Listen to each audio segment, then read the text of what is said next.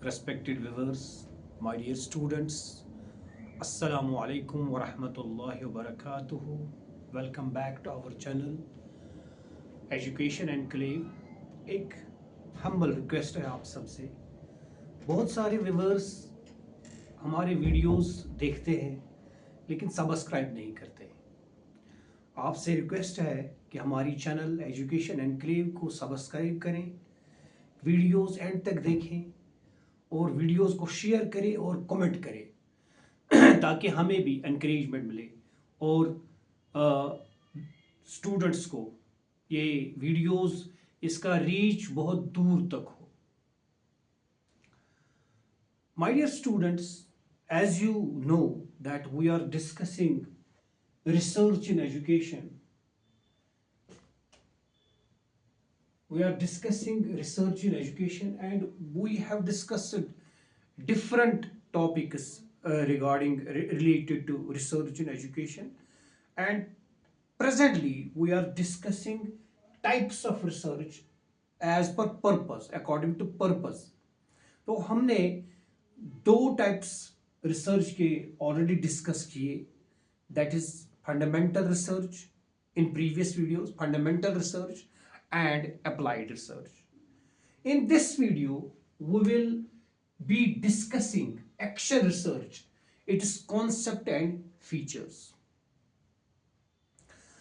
My dear students, the term action research has been coined by, उसके बाद हम discuss करेंगे, has been coined by Kurt Lewin in 1940.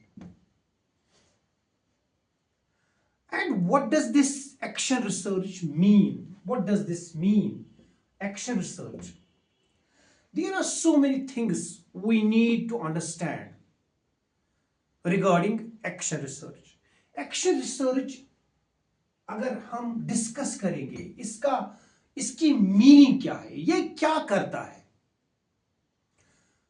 तो पहली बात, action research is a systematic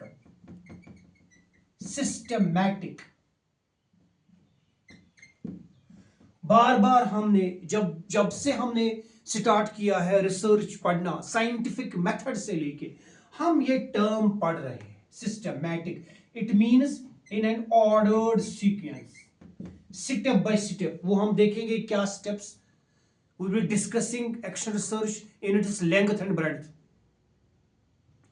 Systematic means when a researcher involved in action research will be analyzing a problem systematically and he will be using a reflective inquiry or understanding. Reflective means when you analyze a problem, you go to the market in order to fetch the factors in order to solve the problem. जब हम कोई problem feel करते हैं, define करते हैं, उसके बाद हमारा मोटिव होता है इस प्रॉब्लम को सॉल्व करना। जब हम डाटा लाते हैं, जब हम कलेक्ट करते हैं फैक्ट्स को सॉल्व करने के लिए, प्रॉब्लम को सॉल्व करने के लिए हम फैक्ट्स लाते हैं, डाटा लाते हैं, उस डाटा की बिना पर हमें जो इंसाइट मिलती है उसी इंसाइट को हम कहते हैं reflective. It reflects from the MMA. नहीं मैं कोई प्रॉब्लम ऐसे ही मैं बोलूंगा इसका ये हाल होगा, बिल्कुल एक ऑर्डर्ड सीक्वेंस में हम उस प्रॉब्लम का समाधान ढूंढने की कोशिश करते हैं, सॉल्यूशन ढूंढने की कोशिश करते हैं और उसके बाद हम इस पे रिफ्लेक्ट करते हैं। वही बात है reflective inquiry on the basis of understanding of facts, understanding of the problem itself. लेकिन ये कौन करता है? Action research is a systematic reflective inquiry. लेकिन ये कौन करता है? कंडक्टेड बाय, ख्याल रखिएगा, कंडक्टेड बाय कौन कौन से करते हैं? टीचर करता है, it is the teacher, educator, like हम कहेंगे पहले teacher, administrator,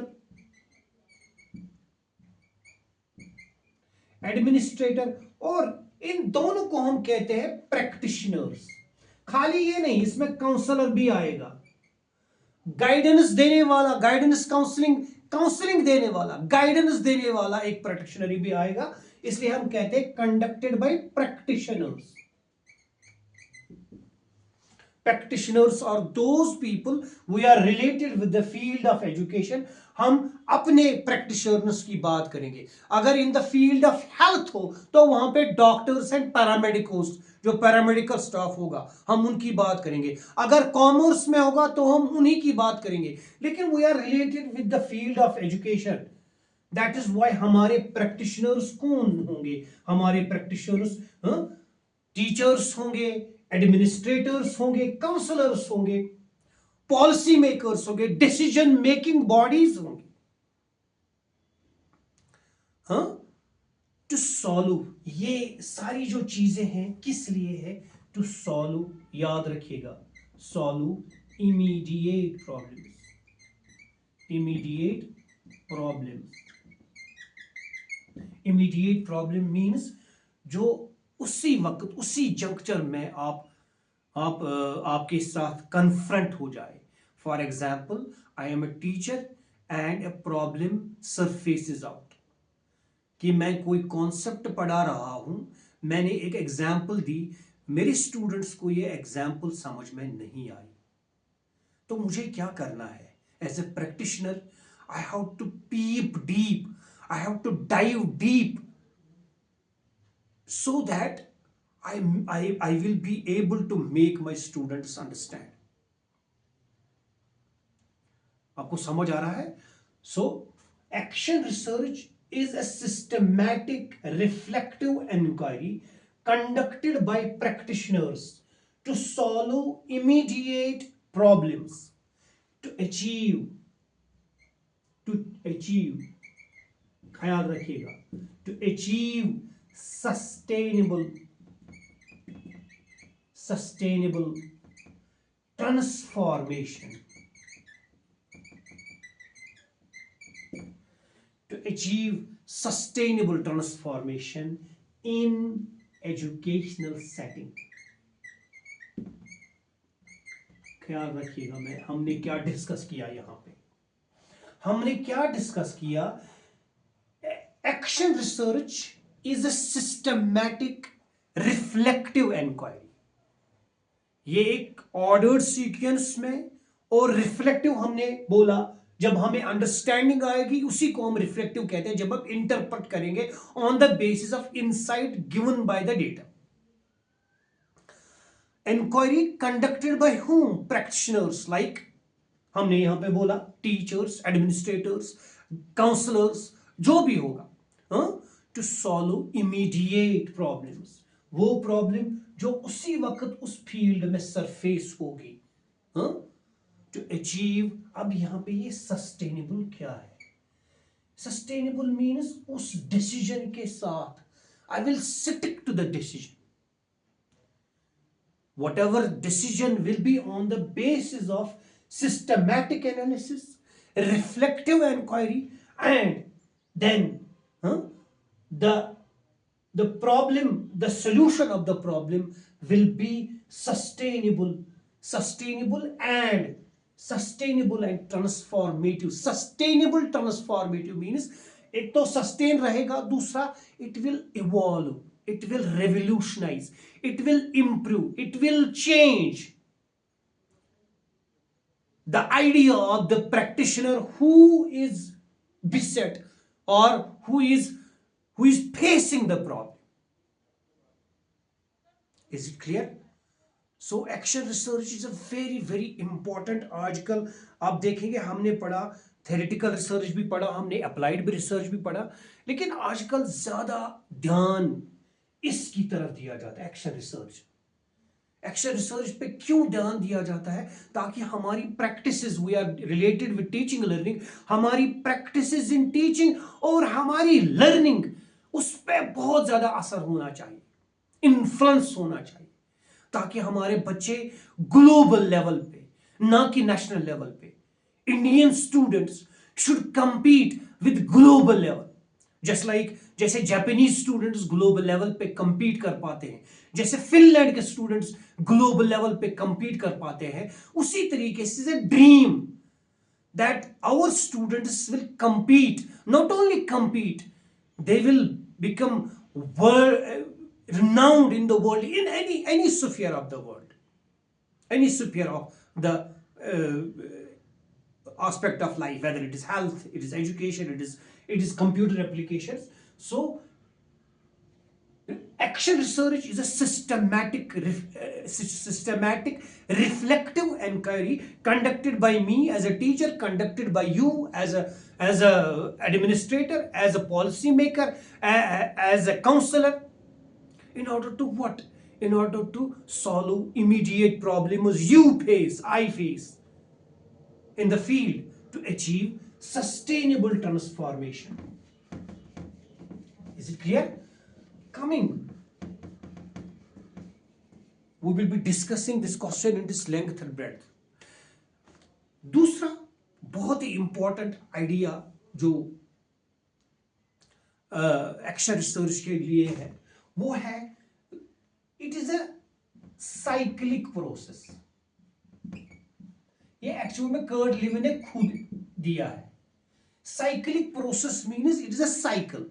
You are faced with a problem, you plan to solve that problem, you collect data. अभी हम बोलेंगे there are 4 things we have to understand, 4 different ideas or layers in a cycle.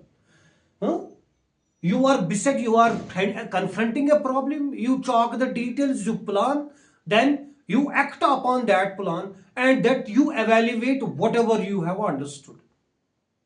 Is it clear?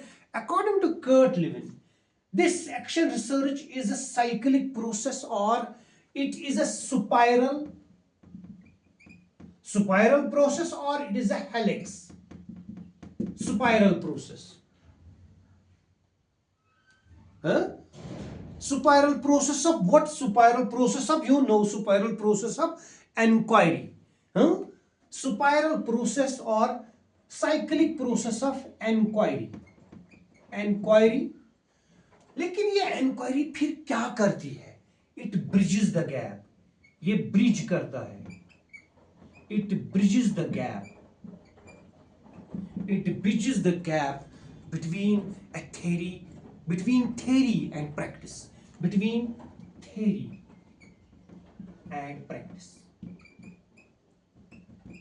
मतलब क्या रखता है ये? अगर आपको याद होगा, हमने अप्लाइड रिसर्च में भी ये डिस्कस किया था, क्योंकि अप्लाइड रिसर्च, अगर हम एक्शन रिसर्च को इमीडिएट कहेंगे, अगर हम लोकल प्रॉब्लम्स को देखेंगे, यूनिवर्सल प्रॉब्लम्स को देखेंगे, तो हम अप्लाइड रिसर्च की बात, लेकिन हम जब एक्शन रिसर्च की बात करते हैं, हम क्लासरूम सिचुएशन की बात करेंगे।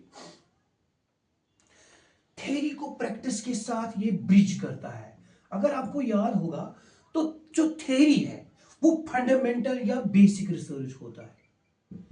इसके कुछ पोस्टुलेट्स होते हैं, आइडियाज होते हैं, और एक्शन रिसर्च उन्हीं आइडियाज को क्लासरूम में इंप्लीमेंट करता है।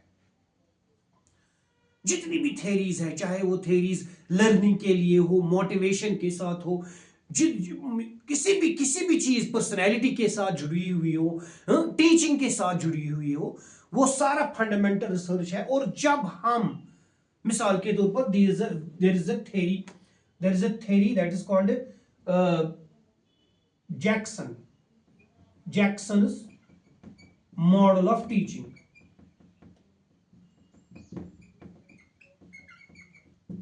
When we will be bridging, we will be using this Jackson's model as a model of teaching in the classroom. We are putting this theory into practice. और यही बात किसकी है? यही बात एक्शन रिसर्च की है। एक्शन रिसर्च एक ब्रिज बनाता है between theory and practice. Is it clear? So it is a cyclic process. ये साइक्लिक प्रोसेस थोड़ा सा मैं आपके लिए इसको थोड़ा सा मैं डिस्कस करूंगा। साइक्लिक प्रोसेस का मतलब है it is like a cycle. You are confronted with problem, then you act upon that, then you observe, then you reflect. ये समझिएगा भाई, ये बात क्या है। There are four things, four different processes involved in the cycle of action research. Number one is plan. What is plan? In planning, you identify the problem. आपने identify problem की, हाँ? मिसाल के तौर पर आइडेंटिफाई प्रॉब्लम यही कि teacher की टीचिंग को किस तरीके से इफेक्ट किया जाएगा। अगर बच्चे नई कोई एग्जाम्पल बनाते हैं, हम ये देखें कि जो आर्टिफिशियल इंटेलिजेंस के थ्रू हम बच्चों को किस तरीके से उनकी लर्निंग पे असर पड़ेगा क्लासरूम में। Is it clear? सो उसके बाद मैं प्लान करूंगा, मैं आइडेंटिफाई करूंगा, आइडेंटिफाई प्रॉब्लम को करूंगा, उसके बाद इस पे मैं एक्ट करूंगा।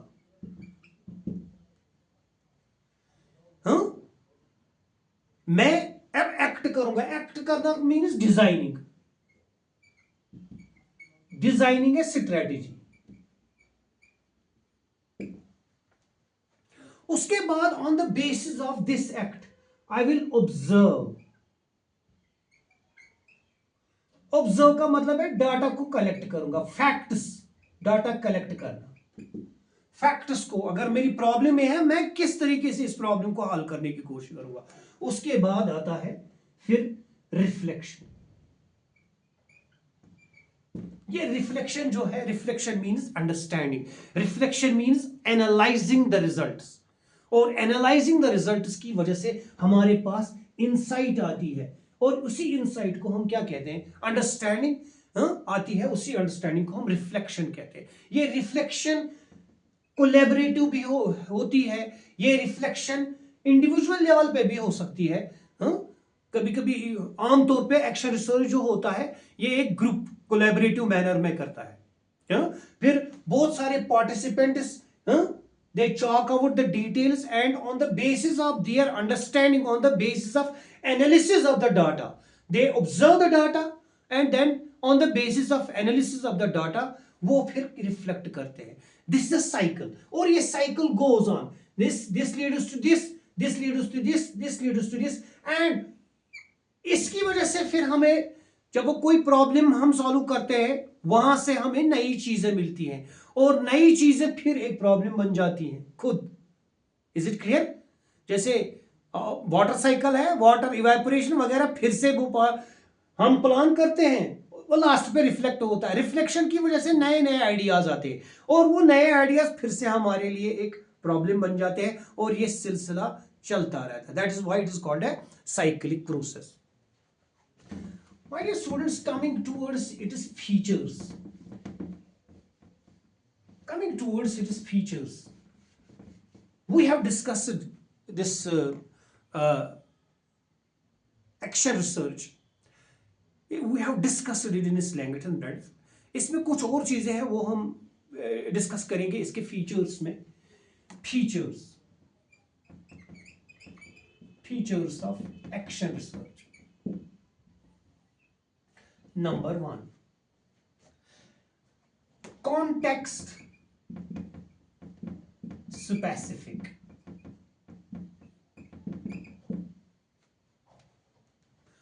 My dear students, action research is such a research which is context specific, means it is related with some entity, immediate entity. Immediate entity means it is related with teaching, it is related with learning, the problems which a teacher faces in his teaching, a problem faced by a student in his learning, or the problem faced by a teacher, how he will be able to make his students learn more and more. Is it clear? अगर मैं ये कहूं कि action research, मुझे समझिएगा बात को, Action research, because of this specific content, specific context, it makes a teacher not a teacher, it makes a teacher a researcher. He searches for solutions and tries to investigate how he will be able to improve his ability of teaching or making his students learn. Is it clear? So it is context specific. दूसरा, collaborative and participatory, या participation हम लिखेंगे या participatory लिखेंगे. Action research involves collaborative effort of different people. For example, there's a problem. This problem will be solved by a group of teachers, including administrators, including counselors in a school, related to different topics, immediate topics, and they participate in research, in analyzing, in investigating the solutions of the problem, and because of this participation they will give their own insight in order to reflect in this inquiry, so that all these participation जिन्होंने की किस में, या जिन्होंने भी collaborate किया इस action research में, उन तमाम की अंडरस्टैंडिंग को हम एनालाइज करके एक रिफ्लेक्टिव आइडिया पे पहुंच जाए और एक क्रिटिकल चीज पे पहुंच जाए. क्रिटिकल रिफ्लेक्शन जिसको हम कहते हैं critical reflection on the basis of different ideas given by different parties who are collaborating in the participants or collaborating in the action research. उनकी तमाम की क्रिटिकल रिफ्लेक्शन सामने आएगी जब हम इस प्रॉब्लम का सॉल्यूशन निकालेंगे. उसके बाद है चेंज ओरिएंटेड. ये हमने ऑलरेडी डिस्कस किया. Change oriented. Action research is always change oriented. हमने एक बात कही थी, सस्टेनेबल ट्रांसफॉर्मेशन. जब हम ट्रांसफॉर्मेशन की बात करेंगे, ट्रांसफॉर्मेशन मींस चेंज. जैसे टीचिंग ट्रांसफॉर्म हुई from conventional ideas to modern teaching, innovation, smart board, VR, virtual reality, VA, virtual augment, उसकी वजह से टीचिंग में बहुत सारी चेंजेस आई है ना. तो उसी हिसाब से जब एक टीचर किसी या एक रिसर्चर जो होता है, वो किसी प्रॉब्लम, इमीडिएट प्रॉब्लम का सॉल्यूशन निकाले, तो जब वो सॉल्व होगी वो प्रॉब्लम, तो एक्चुअल में क्या हो जाता है, वो चेंज हो जाती है. मतलब मैं किसी मेथड के थ्रू पढ़ा रहा हूं लैंग्वेज, वो मेथड उतना असर नहीं कर पाता. उसके बाद मैंने रिफ्लेक्टिव, मैंने लोगों, अपने कोलीग्स, अपने एडमिनिस्ट्रेटर्स से बोला, we will think, we will ponder upon this, what type of method is better for language teaching. कोई भी लैंग्वेज, कोई भी, यहां पे किसी भी लैंग्वेज की बात मैं नहीं करूंगा, कोई भी लैंग्वेज. उसके बाद हम वापस आएंगे, हम उस मेथड पे पहुंच जाएंगे जो हमें डिजायर्ड रिजल्ट्स देगा. और वही है ना, हमने एक मेथड को चेंज करके दूसरे मेथड को लाया, तो इसलिए हम क्या कहते हैं, वी से it is change oriented. Is it clear? उसके बाद ये है कि नंबर 4, क्वालिटेटिव एंड क्वांटिटेटिव. अगर हम ऐसे कहेंगे, action research is ecliptic in approach or in nature. It means it uses both quantitative tools of collecting data as well as quantitative tools of analyzing data. For example, there are so many different qualitative and quantitative tools, like survey is there, questionnaire is there, interview is there. Interview is wholly and solely qualitative in nature. Portfolios are there. So there are so many tools. They are qualitative and quantitative in nature to make a researcher to understand the problem.